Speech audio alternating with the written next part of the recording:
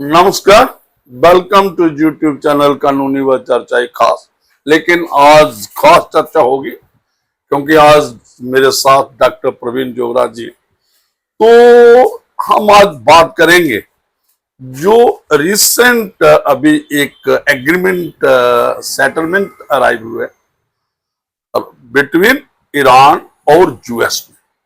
वो एक आपने देखा होगा कि वॉर और काफी उससे वर्ल्ड जो आप जियो पॉलिटिक्स कह दो या जियो इकोनॉमिक्स टोटल डिस्टर्ब हुआ था। चाहे एक आप इसको कोल्ड वॉर भी नहीं कह सकते और डायरेक्ट वॉर भी नहीं कह सकते, लेकिन ऐसी सिचुएशन बनी हुई थी कि ये ग्रुपिंग हो गई थी और यूएस और इजराइल जे हर वक्त यही था कि ईरान को किसी तरीके से अंदर से बाहर से कमजोर करना है और एक ही टाइम न्यूक्लियर एक्टिविटीज थी बॉम्ब बनाने की, वो आगे वो एक्सरसाइज ना करें, एक वो थी। और एक टाइम पे ये भी था कि इंटरनल डिस्टर्बेंस दूसरा खास करके वहां पे जो गवर्नमेंट है, जो इलेक्टेड गवर्नमेंट है जैसी भी है वहां पे, उसको टॉपल किया जाए और दूसरी हुकूमत वहां पे लाई जाए। और उसको आपने देखा होगा पॉलिटिकल अनरेस्ट भी रही काफी टाइम पे। तो उसके बाद ज्यादा जो इजराइल का रोल भी था यूएस को इस वॉर में इन्वॉल्व करने के लिए। तो अभी जो एग्रीमेंट अराइव हुआ है डॉक्टर साहब 18 और 19 जून को पीछे जो है, और ये 60 डेज तक इस पे बातचीत चलती रहेगी। और ये 14 पॉइंट जो एग्रीमेंट है इसमें डॉक्टर साहब अभी मैं आगे ज्यादा बात नहीं करते हुए मैं आपके हवाले करता हूँ। थोड़ा सा दर्शकों को ये बताइए, थोड़ी सी हिस्ट्री पीछे जाना है और थोड़ा सा कि ये क्या ये एक और इसका इम्पैक्ट इंडिया पे कैसे होगा, जो वर्ल्ड पॉलिटिक्स है। जी जी जी जैसे मैंने कहा जियो पॉलिटिक्स और जो जियो इकोनॉमिक्स भी कैसे डिस्टर्ब हुई थी। और आपने देखा कि चाइना, ये पाकिस्तान, ये दूसरा यूएस, जो दूसरी कंट्रीज थी यूरोपियन कंट्रीज, ये अलग अलग और एक वक्त लगता था कि यूएस इनसे अलग हो चुका है। और इस जो ये वॉर थी, ये कोई भी रुख और सबसे जो अफेक्ट हुआ वो हार्मूज स्ट्रेट और जो चाबहार हम इस्तेमाल करते थे, जो पोर्ट है सी पोर्ट, उस पे हमें काफी नुकसान और उससे इन्फ्लेशन भी हुई इंडिया में। आपने देखा जो ऑयल का, जो गैस का जो और सप्लाई लाइन टोटली डिस्टर्ब थी, और पर्टिकुलर इंडिया के लिए, क्योंकि हार्मोज स्ट्रेट से खासकर ये जो ऑयल सप्लाई लाइन है, गैस सप्लाई लाइन है, 80% वहां से निकलती है। तो वो काफी अफेक्ट कर रही थी, उससे चाइना भी था और यूरोपियन कंट्री और बहुत कंट्री उसमें अफेक्ट थी, खासकर जो ऑयल और इसकी गैस की। तो अब मैं आपके हवाले करता हूं, आप बताइए ये सेटलमेंट क्या कैसे हुई और 14 पॉइंट प्रोग्राम क्या है। श्रोताओ, जज साहब ने आज के टॉपिक के बारे में सारा रिव्यू डिटेल सब कुछ बता दिया है। तो आज हम 3 टॉपिक्स के ऊपर चर्चा कर रहे हैं। एक तो टॉपिक ये है जो जज साहब ने बताया कि यूएस और ईरान का जो memorandum of understanding MOU sign हुआ था 18-19 जून को, एक तो हम इसके ऊपर चर्चा करेंगे। दूसरा हम चर्चा करेंगे कि अमेरिका का भारत के प्रति जो आजकल रवैया चल रहा है वो पहले हमें जग जाहिर था लेकिन अब एक्सपोज हुआ है। दूसरा था कि अमेरिका ने 16 जून को एक नया ऑर्डर रिलीज किया मिनिस्ट्री ऑफ डिफेंस ने कि यूएस इंडो पैसिफिक कमांड जो होती थी इसकी जगह इंडो वर्ड वहां से निकाल दिया है। अब नाम उसका रहेगा यूएस पैसिफिक कमांड। यानी कि भारत को उन्होंने यूज किया, आपको पता क्वाड के लिए 2010-11 के आसपास, और उसके बाद अब मुझे लगता है चाइना के साथ अंदर से कोई डील हुई होगी और भारत को मक्खी की तरह बाहर निकाल दिया। तीसरा, अमेरिका ने क्या किया, अमेरिका का जो पाकिस्तान के साथ जो प्यार है वो दर्शाता है कई सदियों से, चाहे वो 61 का वॉर था, 71 का वॉर था, चाहे करगिल युद्ध था, चाहे अभी ऑपरेशन सिंदूर था। उनका जो मीडिया था, उनकी जो गवर्नमेंट थी, उन्होंने अनऑफिशियली पाकिस्तान को ही सपोर्ट किया। अब उनके जो पेट प्रेसिडेंट हैं मुनीर साहब, वो खास हैं और इसी तरह उनके शहबाज शरीफ भी खास है। और इनफैक्ट ये जो अंडरस्टैंडिंग हुई है, ये इसको भी हम पाकिस्तान का बहुत बड़ा रोल रहा है इस ईरान और इसमें। तो उन्होंने क्या किया कि इंडिया के मैप के साथ बड़ी छेड़खानी की है, और ये भी भारत के लिए एक चिंता का विषय है।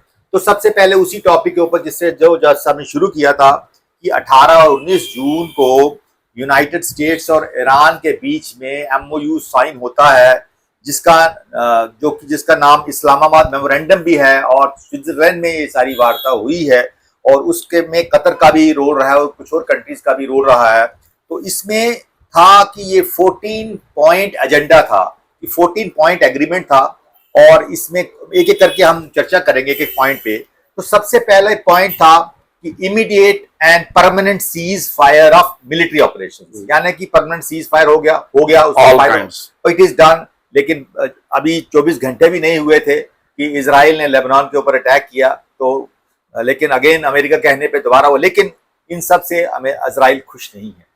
अब दूसरा पॉइंट जो एग्रीमेंट में था कि no future use of threat और फोर्स फ्रॉम आइदर साइड, कि फ्यूचर में भी कोई ना ईरान करेगा और ना अमेरिका करेगा, कोई मतलब करेगा थ्रेट करेगा, फोर्स का यूज करेगा। तीसरा था respect for each others sovereignty and territorial integrity, यानी इंटरनल एक्सटर्नल टेरिटोरियल इंटीग्रिटी, ये भी तीसरा मेमोरेंडम में था। तो चौथा था non interference in internal affairs, यानी ना अमेरिका करेगा ईरान के इंटरफेरेंस में, ना ईरान करेगा अमेरिका के इंटरफेरेंस में आपस में जो। उसके बाद था gradual removal of US naval blockade. तो आस्ता आस्ता अमेरिका ने शुरू कर दिया है नेवल ब्लॉकेड जो थी स्ट्रेट ऑफ हार्मोज में, और ईरान के आगे पीछे जो उन्होंने घेराबंदी की थी उसको भी उन्होंने आस्ता आस्ता नेवल ब्लॉकेड स्टार्ट कर दी था। उसके बाद नेक्स्ट था कि commitment of negotiate A final agreement with in 60 days, यानी कि एक और एजेंडा था कि अभी this is a memorandum of understanding, लेकिन फाइनल जो एग्रीमेंट होगा उसके लिए 60 दिन का टाइम दिया गया है। लेकिन आज मैं चर्चा में सुन रहा था जो कल लेबनान ने किया, हो सकता है 60 दिन का पीरियड भी एक्सटेंड हो जाए, क्योंकि इसमें काफी मसले हैं, न्यूक्लियर का मसला है, वो मसला अभी उसको सॉर्ट आउट नहीं हुआ है पूरी तरह, उसके लिए अब 60 डेज मांगे गए हैं इस एग्रीमेंट को फाइनल ड्राफ्ट देने में।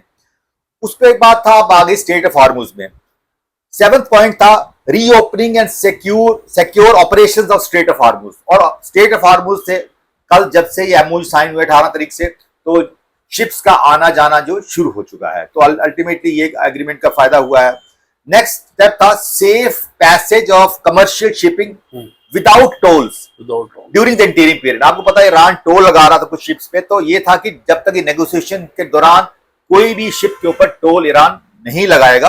और दूसरा, अब अमेरिका ने कहा कि there will be no new US sanctions during negotiation, यानी कि अमेरिका की कोई सैंक्शंस नहीं रहेगी, ये 9वां पॉइंट था।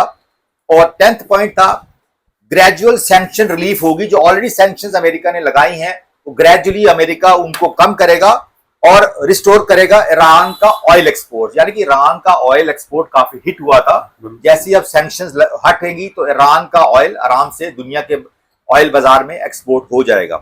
तो उसके बाद 11th पॉइंट था एग्रीमेंट का कि release of frozen Iranian assets. तो ईरान के काफी लोगों के डिफरेंट कंट्रीज में एसेट्स जो फ्रीज हुए थे उनको रिलीज कर दिया जाएगा, और इनफैक्ट इसमें भी अमेरिका ने ये पहल स्टार्ट कर दी है। तो इसके बाद नेक्स्ट पॉइंट था कि जो यूएस बैक्ड कंस्ट्रक्शन था, 300 बिलियन की यूएस की कंस्ट्रक्शन वर्क चल रहा था ईरान में, तो वो दोबारा रिज्यूम होगा। तो यूएस बैक्ड जो कंस्ट्रक्शन एग्रीमेंट था 300 बिलियन का, वो अमेरिका द्वारा स्टार्ट करेगा।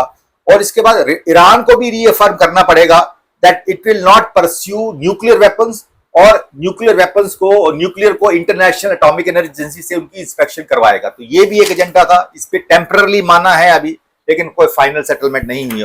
और आखिरी पॉइंट इसमें था कि ऐसा मैकेनिज्म बनाना है, mechanism of implementation, so that a possible final agreement is made. यानी कि ये 14 पॉइंट्स वो थे जो एमओयू साइन होता है, जिसपे काम शुरू हो चुका है, और श्रोता ये मई के महीने में इनकी एग्रीमेंट स्टार्ट हो गई थी, और मिड जून में 50% एग्रीमेंट ऑलमोस्ट हो गई थी, और अब ये 18 जून को ये लागू हो गया, 18-19 को। लेकिन अब इसमें कुछ इश्यूज भी हैं, जैसे जज साहब ने बुलाया कि ज्यादा सेटबैक मिला है। इजराइल इस एग्रीमेंट को बिल्कुल नहीं मानता, कहता हम बिल्कुल नहीं मानते, क्योंकि इसमें सबसे ज्यादा नुकसान इजराइल का हुआ है। इसमें इजराइल का जो, क्योंकि इजराइल को हालांकि उन्होंने लेबनान के ऊपर बात नहीं की है, लेकिन ईरान का भी कुछ नहीं कर पाएगा ईरान इस इजराइल। तो अल्टीमेटली इजराइल, ईरान के जो लोग भी उनके साथ हैं, अब हमारी खतरे में है नेशनल इंटेग्रिटी, तो हम लोग इस पैक्ट को नहीं मानते। इसके अलावा इंडिया के अलावा बाकी कंट्री, हमें तो खुशी है कि हमारा वहां से शिपिंग का तेल आ रहा है, वो आ रहा है, तो बाकी कंट्रीज की अभी कोई रिएक्शन नहीं हुई, क्योंकि जो डिटेल्स ऑफ एग्रीमेंट की इन्होंने सीक्रेट रखी हैं, जो भी इनका फाइनल एग्रीमेंट है उसके ऊपर इससे ज्यादा उन्होंने मीडिया को नहीं बताया गया है। सब मैं जो डॉक्टर साहब आपने बातें की ना, ये सारी, जो एक बात आपकी मैंने ये देखा कि ये जो एग्रीमेंट वर्चुअली अगर आप इसको देखोगे, जो अगर इसको इंटरनली इसको पेनिट्रेट करोगे और सही तरीके से इसको वर्कआउट करोगे ना, सबसे जो इजराइल और ईरान, इजराइल कभी नहीं चाहता था कि वो यूएस को उसने फंसा लिया था, कभी वो नहीं चाहता था कि ईरान के साथ पीस टॉक हो, जहां इस किस्म का एग्रीमेंट जो आप कह रहे हो अभी भी हमें देखना पड़ेगा, क्योंकि पिछले बार भी आपने देखा, अभी भी देखा, क्योंकि उसको ज्यादा कंसर्न क्या है, जो हिजबुल्लाह वहां पे वर्क करता है लेबनान में, जो वहां पे वो कहता है कि लेबनान में इजराइल के जो हमले हैं, वो कहता है तो वो सही मैंने में ये अपनी एक जस्टिफाई करता है कि जो मैं हमले करने जा रहा हूं वो हिजबुल्लाह पे कर रहा हूं, मेरा जो दूसरे सिटीजन जो है लेबनान के, उससे मेरा कोई कंसर्न। लेकिन अगर ये देखा जाए तो हिजबुल्लाह वहां पे बहुत करता है, उसका पॉलिटिकल वहां पे दबदबा है, वो हर किस्म की वहां पे है। तो एक रहेगा आने वाला वक्त में इन शॉर्ट क्या है, क्या ये जो यूएस सक्सेसफुल होगा, ये एग्रीमेंट सक्सेसफुल होगा, अगर इजराइल इसमें दोबारा लेबनान पे, जहां जो फिलिस्तीन में हुआ है आगे, अगर उस किस्म की जो एक्सपेंशन उसकी पॉलिसी है, जो उसके जैसे आपने कहा कि उसके सिटीजन्स, जब वहां के लोग नहीं चाहते कि भाई ये कोई इस किस्म का पीस टॉक या पीस जो एग्रीमेंट हो, वो तो चाहते हैं कि ये जो एक्सपेंशन है इजराइल बढ़े, और जो इर्द गिर्द की जो कंट्रीज हैं इनको वो वहां से सारे छोड़ के चले जाएं।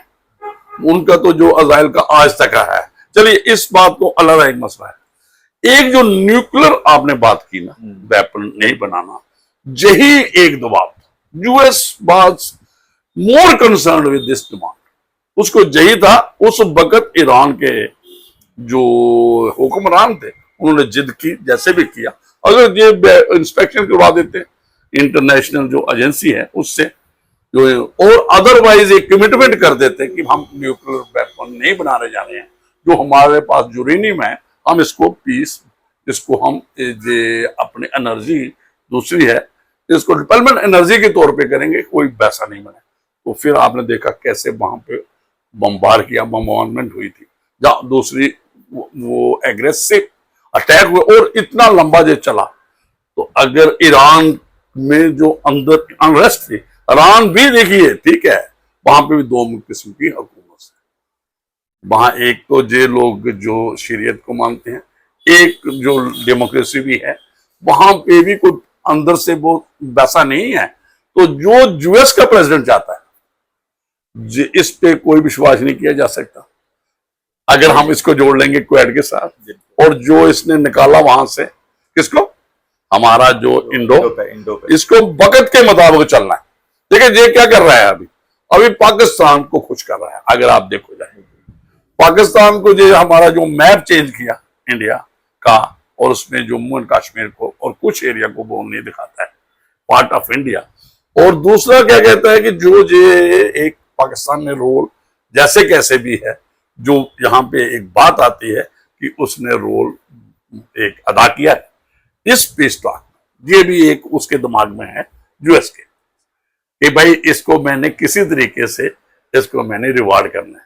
और उसका कंसर्न क्या है, पाकिस्तान का सबसे खतरनाक दुश्मन कौन है, इंडिया है। तो ये जो इंडो बाहर निकाला वहां से, तो जहां जो कमांड से जहां जो मैप चेंज किया, इसके बारे में डॉक्टर साहब मैं आगे बात करूंगा, आप भी इस पे बात करो कि इंडिया को देखो, इंडिया ने टोटल सरेंडर कर दिया। अगर आप इसको दूसरे तरीके से देखो, जो अपना चाव हार है बंद कर दिया था, हार्मूज पे जो सप्लाई चेन थी हमारा सारा था, हमने जो यूएस ने कहा वैसा माना था। लेकिन एक अगर इसको दूसरे तरीके से जाए तो यूएस ठीक है, हमारी स्पोर्ट 97-71 में नहीं की, 65 में नहीं है, पाकिस्तान का साथ दिया। लेकिन अगर चाइना को, मैंने पहले भी कहा और आपके भी हम कहते हैं कि भाई अगर चाइना को आपने काउंटर करना है, रशिया ठीक है फिर बेहतर फ्रेंड है, लेकिन यूएस का साथ चाहिए। तो इस बार तो हमारे प्राइम मिनिस्टर इजराइल में भी गए थे और थोड़ा सा देखे, बैलेंस क्रिएट करना पड़ेगा। अगर इंडिया को इंडिपेंडेंट आगे बात करनी है, जब बात करनी होगी तो वो आपको इंडिपेंडेंटली सोचना पड़ेगा, समझना पड़ेगा। इंडिया की जो फॉरेन पॉलिसी है दूसरी तीसरी, इस पे एक रिव्यू वगैरह करना पड़ेगा कि अभी जो ये अराइव हुआ है ये एक दिमाग में ना जाए कि भाई यूएस को भी कंट्रोल करना पड़ेगा। जैसे कि तो आप आगे बात करें तो बताएं ये कैसे हो सकता है। आज के दूसरे टॉपिक पे बात करेंगे जिससे जज साहब ने G7 की जो समिट हुआ है उसके बारे में थोड़ा टच करेंगे। हमने ये जो अभी G7 का समिट हुआ था, तो आपने देखा होगा, आज ही मैं एक ट्रंप की स्टेटमेंट पढ़ रहा था। ट्रंप ने कहा, अब नेक्स्ट पे उन्होंने ट्वीट किया कि इटली की जो प्राइम मिनिस्टर है मेलोनी, उन्होंने मुझे रिक्वेस्ट की फोटो खिंचाने की, लेकिन उसने जबरदस्त, मेलोनी ने जवाब दिया कि ट्रंप से बड़ा झूठा आदमी मैंने नहीं देखा।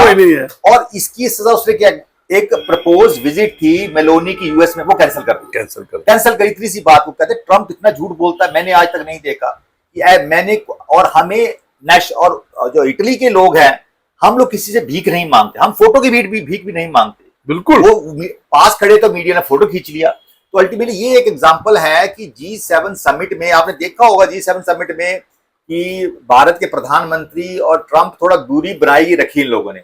उसका रीजन था कि भारत के प्रधानमंत्री ने भी अमेरिका का रुख देख लिया और अमेरिका ने भी आप इंडिया को साइडलाइन करने की कोशिश कर रहा है। G7 समिट में ऐसा देखा। लेकिन भारत, आपको पता, साउथ वर्ल्ड जो है, सदर्न हेमिस्फीयर में सबसे बड़ा एक 130 कंट्रीज का एक लीडर है उनमें, और नॉन अलाइन में भी बहुत इंपॉर्टेंट पार्ट है। इसलिए भारत को अब अमेरिका से गिड़गिड़ाने की जरूरत नहीं है।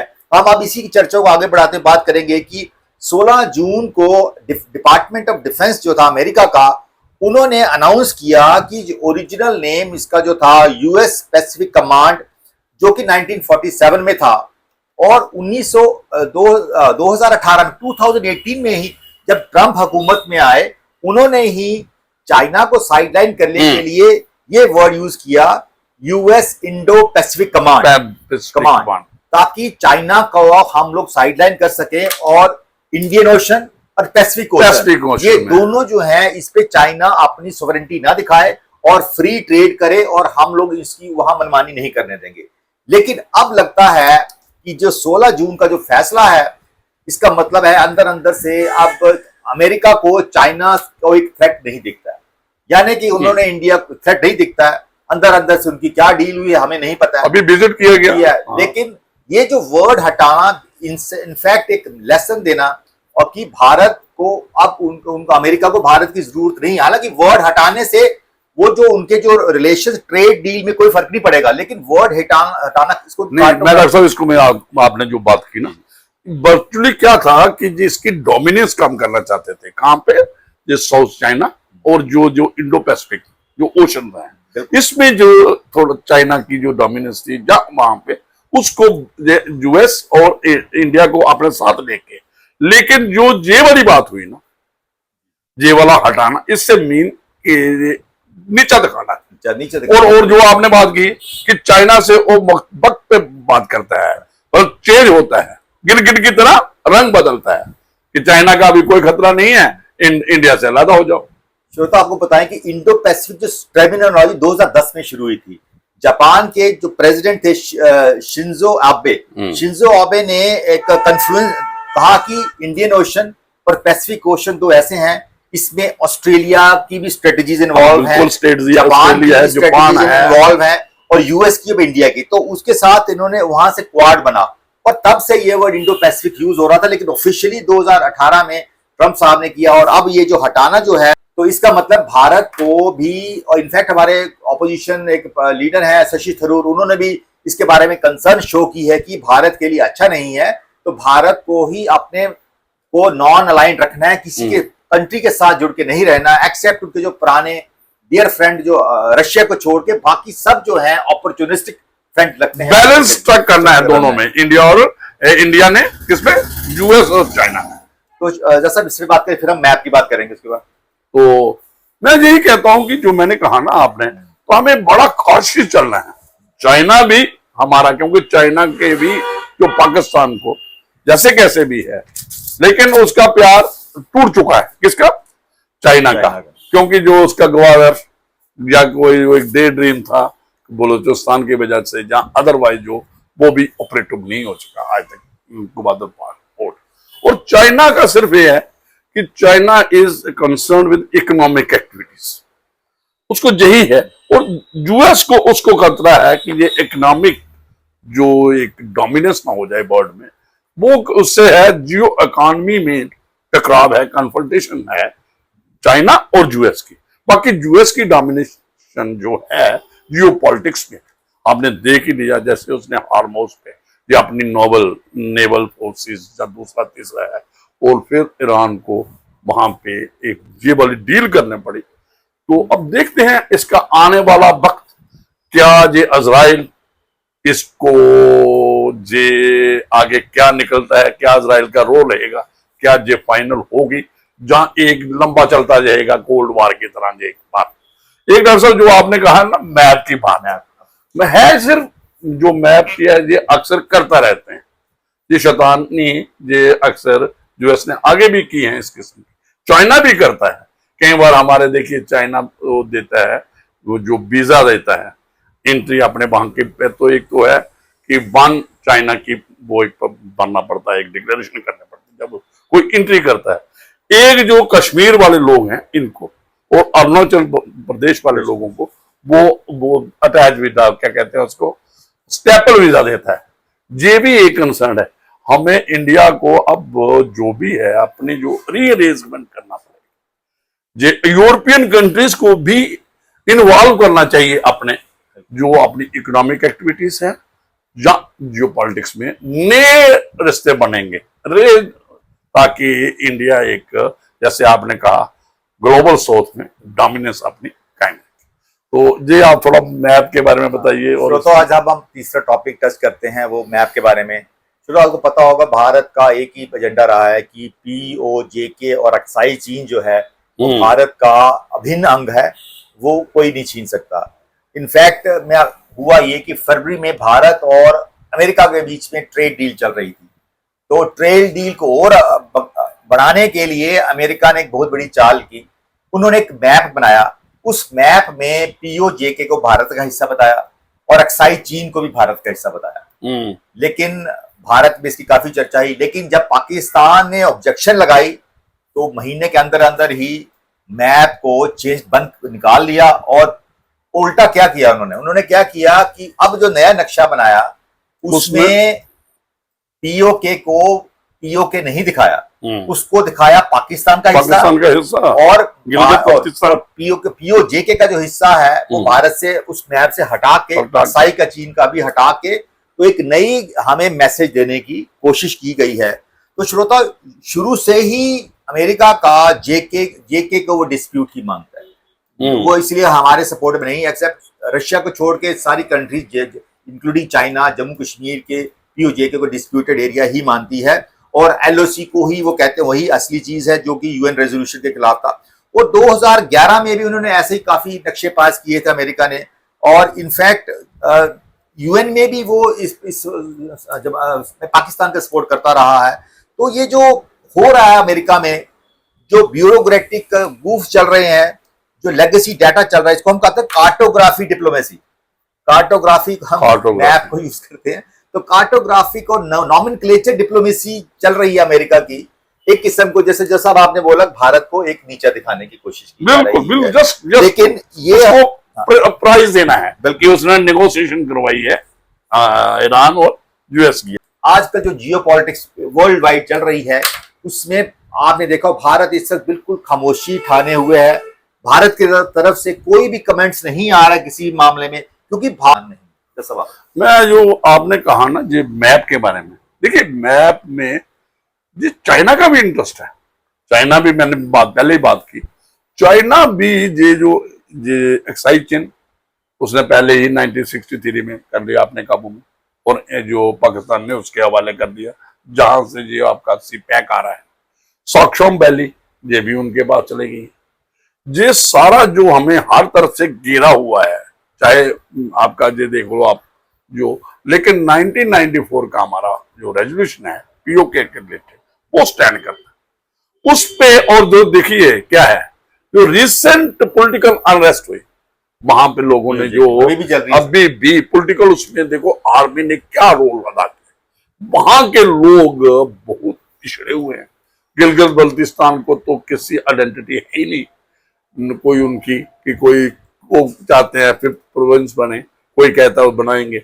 वहां पे तो कोई आइडेंटिटी, चलो ये पीओजे के जो मामला है ये एक अलग, क्योंकि ये जुड़ा हुआ है जम्मू एंड कश्मीर इंडिया से, तो इस पे कोई बात करता है जहां उनके वहां डेमोन्स्ट्रेशन और वहां पे जो एक प्रोजेक्ट होता है। लेकिन गिलगित बल्तिस्तान में जो पाकिस्तान वहां पे अट्रॉसिटी करता है, जहां वहां पे उनके जो फंडामेंटल राइट्स हैं, फंडामेंटल क्या ह्यूमन राइट्स आपको, वो हर वक्त वायलेट होते हैं। वो एक समझो एक किस्म की वहां पे कॉलोनी टाइप का वहां पे हो गया है। तो इस चीज को देख के सबसे पहले हमने क्या करना चाहिए कि जो जितने मर्जी मैप बनाते रहे, है ना, जितने मर्जी जो चाइना बनाए या जे अपना यूएस बनाए, हमें कंसंट्रेट करना है कि जो लोग वहां पे हैं, जैसे कश्मीर के लोग, अब जम्मू एंड कश्मीर के लोग एक हुए हैं, जो हमने वहां से ये टेररिस्ट एक्टिविटी खत्म की।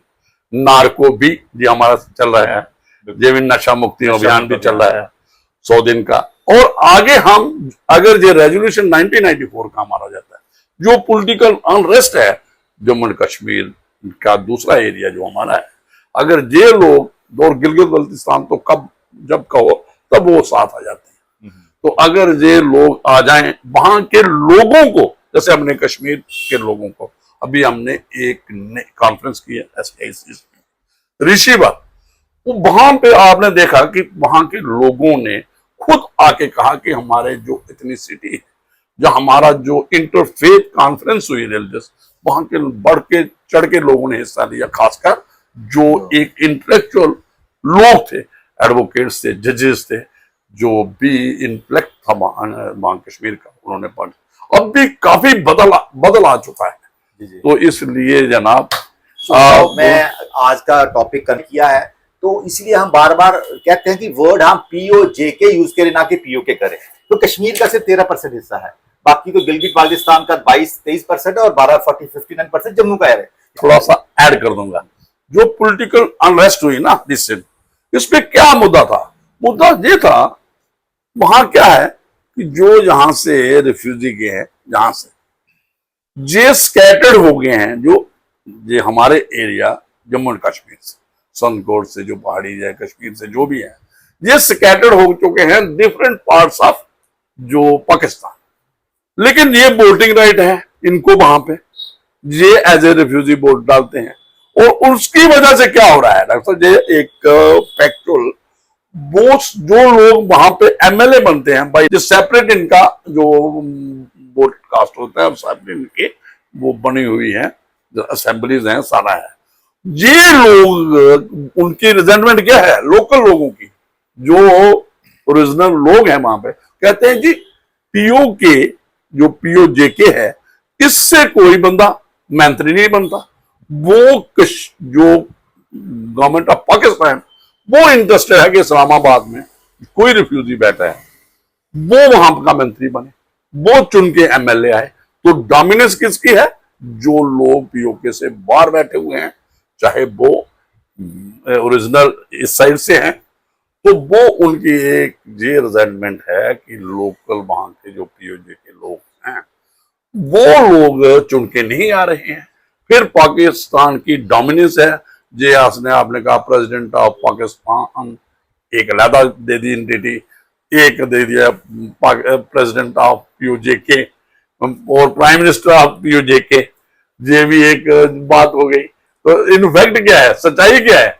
सच्चाई वो है कि एक मिनिस्ट्री ऑफ कश्मीर अफेयर है वहां की, वो सारा रेगुलेट करती है, चाहे वो सुप्रीम कोर्ट है, चाहे उनकी पार्लियामेंट जो आप कह सकते हो असेंबली है। तो उनका जो सुप्रीम कोर्ट भी वहां का है, अपना है, कहाँ का, लेकिन सुप्रीम कोर्ट अगर अपना है तो फिर जुरिस्डिक्शन क्यों है पाकिस्तान सुप्रीम कोर्ट की उनकी, या फिर पार्लियामेंट क्यों है सुप्रीम कोर्ट उनकी जो उससे रेगुलेट तो होते सब आपकी बात रेफ्यूजी से, सब एक लाइन श्रोताओं को आज मैं एक मुबारकबाद देना चाहता हूं कि United Nations human refugee commission है, उसकी तरफ से यूनाइटेड नेशंस आज 20 जून 2026 को वर्ल्ड रेफ्यूजी डे मना रहा है। तो सारे रेफ्यूजीज को वर्ल्ड वाइड को आज के दिन की शुभकामनाएं, क्योंकि यूनाइटेड नेशंस का दिन है और आज हम इसी टॉपिक के ऊपर हमने चर्चा की। तो मुझे लगता है ये काफी आज के लिए, तो फिर दोबारा जुड़ेंगे, तो हमें दीजिए इजाजत।